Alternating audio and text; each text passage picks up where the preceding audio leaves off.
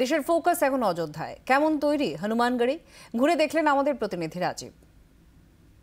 অযোধ্যা শহরের সব থেকে উঁচু জায়গার নাম হনুমানগড়ি। কেন হনুমানগড়ি? এই জায়গা থেকেই হনুমান, যিনি শ্রীরামচন্দ্রের সব থেকে বড় ভক্ত, তিনি পুরো অযোধ্যা নগরীর ওপরে নজর রাখতেন।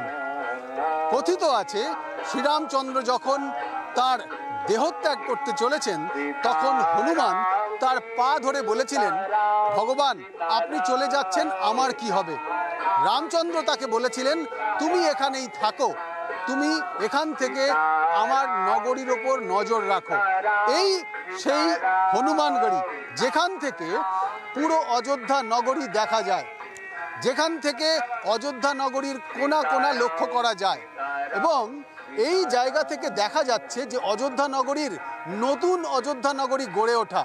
দেখতে পাচ্ছেন যেখানে রঙিন, অর্থাৎ সমস্ত বাড়ি, যে কটা বাড়ি একের পর এক বাড়ি, ঘরগুলোর রং একই রং করা হয়েছে এবং একই ধরনের তার আকৃতি দেওয়া হয়েছে।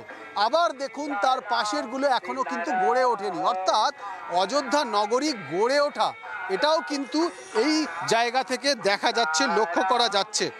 আর এই কারণেই হনুমানগড়ির বিশেষত্ব, যেখানে ভগবান রামচন্দ্রের সঙ্গে হনুমানকে পুজো করা হয়। আর যে পুজোর ব্যবস্থাপনা, সেই হনুমান মন্দির, সেটার দেখাচ্ছি সাধারণ মানুষ কিভাবে তারা আসছেন পুজো দেওয়ার জন্য।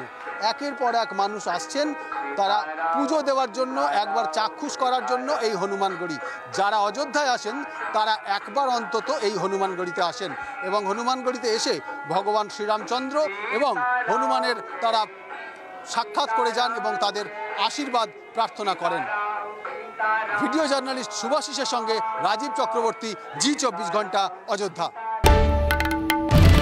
বাংলার আওয়াজ, বাঙালির আবেগ, জি24 ঘন্টা।